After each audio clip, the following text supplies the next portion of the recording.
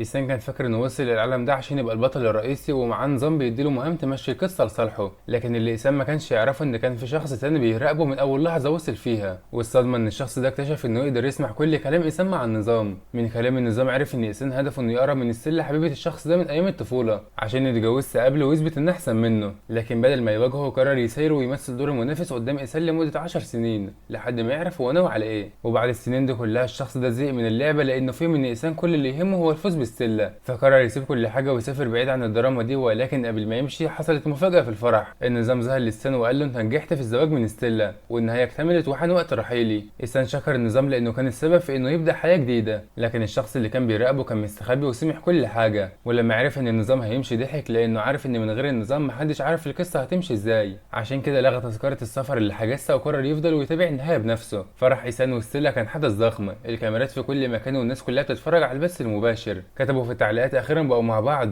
إيسان لقى الحب الحقيقي. والناس اتقسمت لنصين، ناس بتبارك لهم وناس بتهاجم الشخص اللي كان واقف ضدهم. لكن بعد 10 سنين بقى مش فارق معاه كلام اي حد، فضل واقف بعيد بيراقب لانه عاوز يشوف هل النهايه هتعدي بسلام ولا لا. بدات مراسم الجواز وإيسان ظهر قدام الكل لانه ممثل مشهور والناس كلها بتحبه. ولما جه وقت الدبل ستيلا لبست إيسان الدبله وبعدها جه دوره، ولكن قبل ما يلبسها الدبله وقف فجاه. إيسان رفع عينه وبص ناحيه مكان الشخص اللي كان بيراقبه، مسك الميكروفون وقال شكرا لكل اللي حضر النهارده، لكن في شخص معين لازم نشكره، شخص انتوا كلكم تعرفوه. الكل بص ناحيه المكان اللي إيسان باصص عليه ولكن محدش عرف هو مين. إيسان كمل كلامه قدام الكل وقال ان الطريق بينه وبين السله ما كانش سهل وان كان في ناس حاولت تفرق بينهم. في اللحظه دي بص ناحيه زفير وقال ان الحب الحقيقي مش بيروح للي وصل الاول، وانه كان جنب ستيلا سنين طويله لكن مشاعرها ناحيته كانت مجرد مشاعر اهل وعيله مش حب. واضاف انه بيتمنى له يلاقي حد بيحبه بجد، وشكر ستيلا انها فضلت واقفه جنبه. اول ما اسم زفير اتقال قدام الناس كل العيون اتوجهت عليه والناس بدات تبص له كانه هو الشرير اللي كان بيحاول يبوظ علاقتهم، لكن ده بالظبط اللي كان إيسان عايزه، انه طلعه قدام الكل في صوره الشخص السيء. بعدها إيسان رجع مسك الدبله ولبسها للسله، واللحظه دي خلت الحمل اللي كان شايله زفير سنين يبدا يختفي. واحده من معجبين إيسان قربت منه وقالت له إيسان وستيلا اتجوزوا خلاص، لو حاولت تقرب منهم تاني مش هسيبك. زفير رد بهدوء انه بيتمنى لهم السعاده، وفجاه ظهر روبوت ازرق صغير قدام إيسان.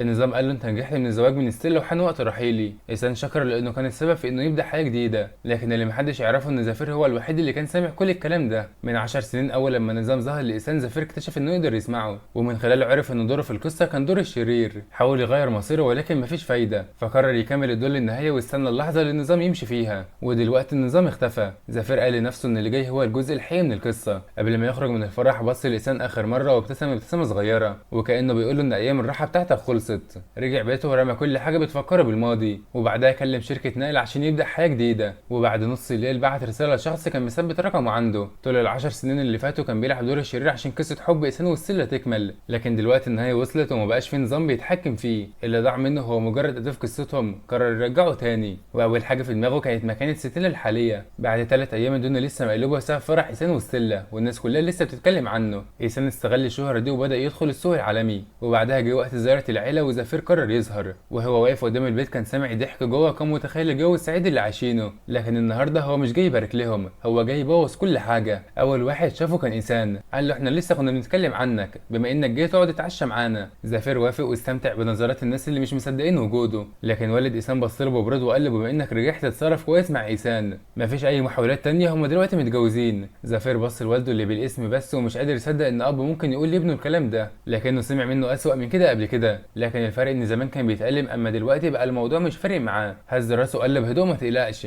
انا عمري ما هحاول اخد حد مرتبط بحد تاني، ده اقل من مستوايا. الكلام ده ضايق فيكتور ووشه اتغير، وقبل ما التوتر يزيد في فندت ان الاكل جاهز. لكن اول لما زفير قعد إيسان يتكلم وقال امي دايما بتقعد هنا، بما ان زفير عاجبه المكان ممكن يقعد في مكان تاني. فان ضحكت وقالت لو زفير عاجبه المكان سيبه يقعد مش مشكله. اما ستيلا فبصت له باستياء وقالت له انت لسه ما عندكش احساس بالذوق. في اللحظه دي زفير خبط بايده على السفره بقوه وقال لهم ده بيتي، مين قال اني محتاج اراعي ناس غريبه وانا قاعد على سفرتي؟ اللي عاجبه يقعد واللي مش عاجبه يغور في 60 داهيه. الصمت نزل على الكل، محدش كان متوقع ان زفير يرد بالشكل ده، خصوصا قدام ستيلا لانهم كلهم فاكرين زفير القديم، الشخص اللي كان بيسمع كلام ستيلا في كل حاجه واللي كانوا متاكدين انه مستحيل يرفض او يواجه. لكنهم نسيوا حاجه مهمه، زفير اللي عاش 10 سنين يمثل دور الشخص الضعيف كان مخبي قوته بس. دلوقتي النظام اختفى ومبقاش في قصه تجبره يبلع اهانته. فيكتور فاهم من الصدمه وخبط على السفره وقال له بغضب انت فقدت عقلك، كلمه واحده مني وارميك بره. زمان الجمله دي كانت بتخوف زفير لانه كان طول عمره محتاج حب واهتمام والده، لكن دلوقتي كل حاجه اتغيرت. ضحك وقال له انت شكلك نسيت حاجه مهمه، اسم الفيلا دي هو زفير شين. الكلمه نزلت عليهم زي الصدمه وفيكتور معرفش يرد. فيفان لما شافت الموقف بيقلب بسرعه دخلت تهدي وقالت له زفير بلاش هزار، اوراق الملكيه في الخزنه وابوك قلبه مش مستحمل الكلام ده. زفير تجاهلهم وقال الخادمه منغ تقدم الاكل، فردت عليه حاضر يا سيد شين. اول ما فيكتور سمعها قال لها ما تقوليش سيد شين، هو الابن التاني بس. لكن منغ ما ادتوش اي اهتمام وكملت طريقها. زفير بدا ياكل وبعدين بص لوالده وقال له انت ناوي تسجل ايسان في العيله، لان ايسان هو ابن فيكتور وفيفان واكبر من زفير ب3 شهور. لو ده فعلا اللي ناوي تعمله خلينا افكرك بحاجه، اسم شين في مجموعه شين مش ملك فيكتور، فاسم شين ملك لسيريانا شين. سيريانا كانت والده زفير ست طيبه ضحي كتير بسبب حبها، وفي النهايه وقعت في حب فيكتور اللي كان بيستغلها عشان يوصل لمكانته. زفير كان عارف ان النهايه دي مش هتبقى كويسه، وطالما محدش مصدق ان الفيلا باسمه قرر يثبت لهم ده بنفسه. اول ما سقف بايده الحراس دخلوا الفيلا وحاصروا ايسان والباقيين وبعدها طلعوهم كلهم بره. زفير تجاهل صراخ فيكتور وطلب من الخدم ينظفوا المكان بالكامل، حتى الجنينه غيرها وحط مكانها زرع جديد،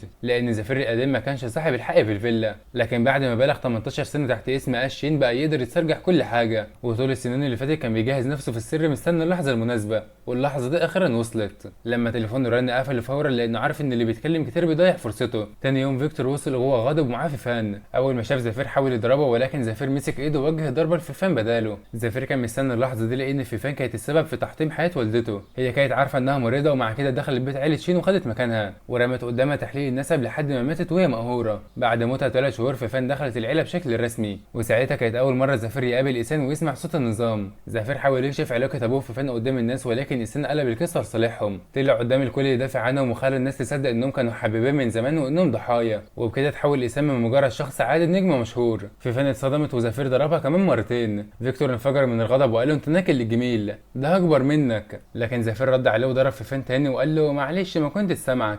فيكتور حاول يهجم عليه ولكنه وقف لما شاف عصايه البيسبول في ايده، وبعدها ساله ازاي الفيلا بقت باسمك. زفير قال له ان الفيلا كانت باسم والدته، وبعد وفاتها كل يوم ممتلكاتها راحت له، لكنه كان لازم يستنى لحد ما يبقى بالغ. فيكتور كان عاوز ينقل الاملاك باسمه بحجه انه يحافظ عليها، ولكن زفير كان عامل حسابه ومساعده محامي. وفي النهايه امه رغم انها كانت ضعيفه قدام الحب الا انها ما سابتش ابنها من غير حمايه، لان الاسم الموجود في اوراق الملكيه كان اشين. الاسم اللي في الاوراق كان معمول مخصوص عشان يتفادى تحكم النظام، واول لما النظام اختفى كل اللي كان على اسم اشين رجع لزفير تاني. لما شاف فيفان وفيكتور واقفين مصدومين قرر يزودها وقال لفيكتور انت حتى مش عارف تبقى شخص انتهازي مش كده؟ ازاي كان عندك الجرأه تدخل مراتك التانيه البيت؟ وبعدها قفل الباب وراح يكمل نومه. الساعه 2 الظهر زفير بدأ خطه جديده، بعت اسرار ايسان لاكتر من مؤثر مشهور من غير ما يكشف هويته. زفير كان قبل كده استخدم الانترنت عشان يدمر سمعه زفير، لكن المره دي نفس السلاح اتوجه ضده، وبالفعل قبل ما فضحته تنتشر كان اسم زفير طالع ترند. العناوين كانت بتقول الشرير رجع يعمل مشاكل من تاني، والقصه المنتشره كانت ان زفير ضرب زوجة والده وطردهم من البيت.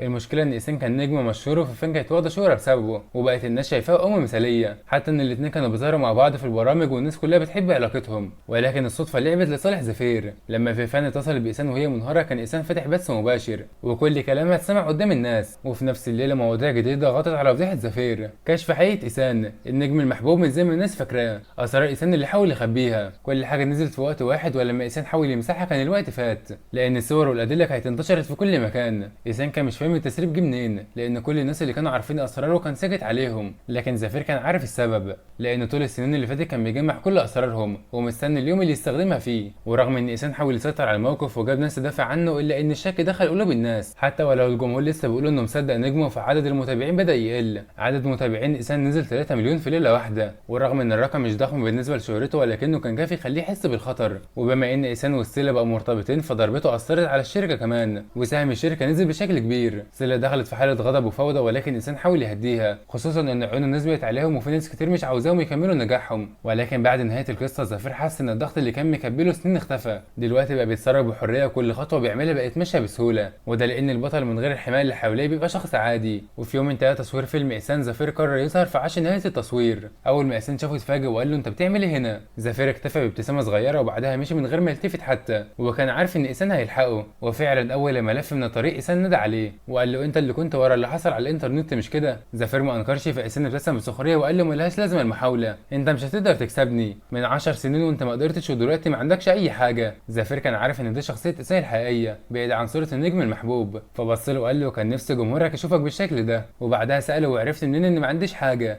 هو النظام قال لك كده؟ الكلمه دي خلت إيسان يتصدم. زفير كامل وقال له ايه اللي خلاك فاكر ان كيان مجهول يقدر يوقعني؟ انت بطل القصه يعني؟ طيب البطل اللي محتاج حد يحارب مكانه مش بطل حقيقي، فاستمتع باخر ايامك الحلوه. إيسان اتاثر بكلامه وبعدها اختفى كام يوم، وبطل ينزل صور ومنشورات عن حياته مع ستيلا. وخلال الفتره دي زفير راح شركه ستيلا، ولكن قبل ما يوصل الاسانسير خرجت وقفت قدامه، فواضح ان حد بلغها بوصوله. بصت له وقالت له انت جاي هنا ليه؟ انا متجوزه فاحترم نفسك. زفير ضحك وقال لها نائبه المدير شين، مفيش داعي للطريقه دي، من النهارده احنا زملاء، انا اكبر مساهم في الشركه ووجودي هنا طبيعي. وفي نفس اليوم دخل الشركه باسم اشين، دخل مكتب ستيلا القديم وقعد مكانها، وبعدها طلب من المساعده تشيل كل حاجه من المكتب. ستيلا شافته وقالت له ما تتمداش في اللي بتعمله. زفير مد ايده ورمى الكوبايه بتاعتها على الارض كسرها، بعدها قال لها اسف، من دلوقتي اسم اشين. ستيلا اتعصبت ولكن ما قدرتش تعمل حاجه فخرجت من المكتب. والاول مره من سنين زفير كان حاسس بالراحه، طلب شاي وحلويات لكل الموظفين وقدام اجازه يومين، وبعدها حدد موعد اجتماع للمساهمين. يوم الاجتماع دخل ستيلا وهي هاديه واثقه من نفسها، وكان معاها فيفان وفيكتور وإيسان. زفير كان قاعد على راس الطاوله، واول لما شافهم طلب الامن وقال لهم يخرجوا اي حد مش مساهم في الشركه. إيسان حاول يفلت من الحراس وقال لزفير انت اللي بتطردنا، وقال له ان فيكتور قال انه موافق. زفير ما اهتمش بكلامه وقال ان اجتماع المساهمين مش مفتوح لاي حد، وبص لإيسان وقال له انت ممثل مشهور بس ده مش تصوير فيلم، وانه لو كان عاوز كان يقدر يطلعه بالامن، ولكن وجوده لحد اللحظه دي يعتبر كفايه. وبعد ما الاجتماع بدا حصل اللي زفير كان متوقعه، كل الموجودين وقفوا ضده وكلهم شايفين ان ستيلا هي الشخص المناسب للمنصب ولازم نرجع لها مكانها. واحد من اعضاء المجلس قال له ان كل شخص لازم يكون في المكان المناسب، وان المكان ده مش مكانك. وستيلا دخلت تلعب دور الشخص العاقل وقالت له لو كنت عاوز تشتغل قول وانا اقدر اوفر لك منصب تاني، لكن اللي بتعمله دلوقتي بيأثر على الشركه والموظفين. زفير وافقها وقال ان فعلا مصالح الناس اهم من اي حاجه، وعشان كده هي كمان ما ينفعش تفضل في مكانها. وبعدها وجه كلامه لاحد اعضاء المجلس وقال له ما تطمحش في حاجه مش بتاعتك مهما حسيت انك مناسب ليها. وكشف قدام الكل ان مجموعه شين ملك والدته سيريانا شين، مش ملك فيكتور ولا ستيلا. ووضح ان ستيلا كانت مجرد واحده من ناس كتير والدته ساعدتهم زمان وقدراتها فعلا قويه، ولكن اللي عض الايد اللي ساعدته ملوش مكان في مجموعه شين. زفير كان عارف ان من غير ظهور النظام من 10 سنين عمره ما كان هيفكر في ستيلا اصلا، لكنه فضل يخليها قدامه ويراقب كل تحركاتها طول السنين دي. وبعد نهايه الاجتماع وصل له خبر ان إيسان وستيلا دخلوا في خناقه كبيره. إيسان حمل ستيلا المسؤوليه لانها فشلت تكتشف قوه زفير الحقيقيه، وهي ردت عليه ان هو كمان فشل لانه عاش وسط عيله شين سنين وما قدرش يسيطر على فيكتور. لما زفير سمع الكلام ضحك وقال ان السيطره على فيكتور كانت ملهاش لازمه، لان شخص اناني زيه عمره ما هيسيب اللي في ايده بسهوله. بعد كده بدا اول خطوه في خطته وهي استهداف ستيلا، بقى بيضغط عليها خطوه بخطوه جوه الشركه لحد ما بقت مجرد نائبه مدير بلقب من غير سلطه حقيقيه. وبعد اقل من 3 شهور من جواز إيسان وستيلا مشاكلهم بقت بتزيد يوم عن يوم، وبعد فتره هدوء إيسان رجع ينشر حياته مع ستيلا على الانترنت عشان يحافظ على صورته قدام الناس. وفي الوقت ده ظهر خبر ان لونا راجعه. لونا كانت اخت زفير الحقيقيه، وعشان كده إيسان اتصل بيه وقال له حاول تعملها كويس المره دي وما تعملش زي زمان. زفير ضحك وقال له ما يقلقش، هيخلي لونا تعرف قد ايه إيسان كان اخ حنون ومهتم بيها. بعدها قفل المكالمه ورجع بذاكرته لورا. زمان لما النظام كان مسيطر على القصه الحاجه الوحيده اللي زفير قدر يغيرها كان انه يبعت لونا بره البلد، لان تاثير النظام كان محدود جوه البلد بس. لما لونا كانت بره البلد النظام ما كانش ليه اي تاثير عليها وكانها خرجت تماما من القصه، ولكن القرار ده كان ليه ثمن، لانه خلى إيسان يستغل الفرصه ويظهر قدامها كانه الاخ الحنون اللي مهتم بيها اكتر من اي حد. وزفير كان عارف ان كسر احداث القصه مش هيعدي ببلاش، لانه فقد السيطره على نفسه لمده 7 ايام كانه مجرد شخصيه جانبيه في اللعبه، لكنه كان شايف ان اخراج لونا من مخطط النظام يستاهل كل ده. ومن اللحظه دي لقب الشرير اتثبت عليه وما سابهوش. وبعد رجوع لونا ستيل رجعت هي كمان للشركه، مش عشان زفير لكن لان لونا كانت اكبر مساهم في الشركه ولسه بينهم علاقه قويه طول السنين اللي فاتت. وفي يوم رجوع لونا فيكتور والباقيين رجعوا للفيلا وزفير راح معاهم، ولكن لونا ما كانتش زي زمان، بقت اكبر وانضج ولكن لسانها لسه زي ما هو. اول ما شافته قالت له انت اسمرت وبقيت تخين. زفير رد بكل هدوء ان فعلا زاد شويه وانه هيحاول يهتم بنفسه. وقبل ما الكلام يكمل إيسان مسك ايد لونا وبدا يمثل دور الاخ الحنين وقال لها اخيرا رجعتي، احنا كنا قلقانين عليكي طول الوقت، وكمان ما تزعليش من زفير هو عمل كده لمصلحتك. إيسان فضل يتكلم لحد ما لونا زهقت وقالت له اخرس بقى، وفجاه المكان كله سكت. فيكتور قال لها ده اخوك الكبير اتكلم معاه باحترام، لكن لونا ردت عليه انت كمان اسكت، انا عارفه كويس خليفك كام اخ. وده لان إيسان كان ابن فيكتور وفيفان مش اخوها الحقيقي. زفير كان عارف ان فيكتور يقدر يرفع صوته عليه ولكن عمره ما يقدر يعمل كده مع لونا، لان لونا ما كانش بيفرق معاها من قدامها، لو حد ضايقها كانت بترد عليه فورا. وفيفان كانت اكتر واحده عارفه ده، لانها لما دخلت العيله زمان لونا خلت حياتها جحيم لحد ما وصلت انها دخلت المستشفى نص شهر، وعشان كده محدش كان بيقدر يقف قدامها. لكن رغم قوه لونا النهايه اللي كان مكتوبه لها في القصه الاصليه كانت سيئه. إيسان والباقيين كانوا فاكرين ان رجوع لونا هيخليها تدخل في خناقه مع زفير وساعتها هما يستغلوا العداوه اللي بينهم، خصوصا ان الكل كان شايف ان علاقتهم زمان انتهت بشكل سيء، ولكن اللي حصل كان عكس توقعاتهم تماما. زفير ولونا عملوا ثنائي ذكي، واحد يمثل الطيب والتاني يمثل القاسي، وبداوا يكشفوا كل الخونه اللي جوه الشركه. طلع ان في ناس تابعين لاحسان وستيلا وكمان ناس تابعين لفيكتور وفيفان. وزافير لما عرف الموضوع ضحك وقال ان الموقف مضحك، اتنين بيحاولوا ياخدوا حاجه مش بتاعتهم وفي نفس الوقت كل طرف بيشك في التاني. وبعد ما النظام اختفى زافير بعت رساله لونا وقال لها انها تقدر ترجع. اما الخناقه اللي حصلت بينهم زمان فكانت مجرد تمثيل. لونا ما كانتش عايزه تسيبه لوحده، ولكن زافير اصر انها تمشي وتحمي نفسها، والقرار ده خلى الكل يصدق ان علاقتهم اتحطمت ومبقوش طايقين بعض. لونا اللي كانت قدام الناس دايما بارده ومش بتبان مشاعرها كانت دلوقتي بتتخانق مع زافير وبتقول له انها مش هتسيبه تاني. وبعد اسبوعين ونص ايسان رجع للترند من جديد. زافير كان عارف ان ايسان عمل اعداء كتير لانه كان بيظهر قدام الناس بشخصيه الطيب، ولكن ورا الستار كان شخص تاني خالص، ومن غير النظام كل اسراره كانت هتظهر قدام الناس. وفجاه ايسان دخل بيت زافير وهو بيفطر وقال له انت اللي ورا كل ده، شيل المنشورات دي فورا والا هقضيك. زافير رد عليه انا ما عملتش حاجه، ولو انا السبب فاكر ان هعمل كده بس. فقال له لو مش انت هيبقى مين؟ محدش بيكرهني قدك. زافير طلع ملف وحطه قدامه وقال له بما انك متاكد ان انا، شوف الملف ده واسال صاحبه اذا كان حقيقي ولا لا. ايسان بدا يالف في الورق وكل ما بيقرا اكتر صدمته بتزيد. وفجاه رمى الملف وقال له انت جبت الحاجات دي منين؟ انا خليت النظام يمسحها كلها. زافير بدا يقرا في الملف وقال نجم البلد عمل كل ده. الملفات كان فيها كل اسرار ايسان وطريقته في التلاعب بالناس. زافير كمل وقال له انت فعلا شخص مختلف عن اللي الناس شايفاه. يا ترى ستيلا عارفه كل ده؟ ايسان خطف الورق وقال له كله مزيف. فزافير رد عليه وقال له قطعه براحتك عندي منه كتير. ايسان لما فشل يهدده نزل على ركبته وهو بيترجاه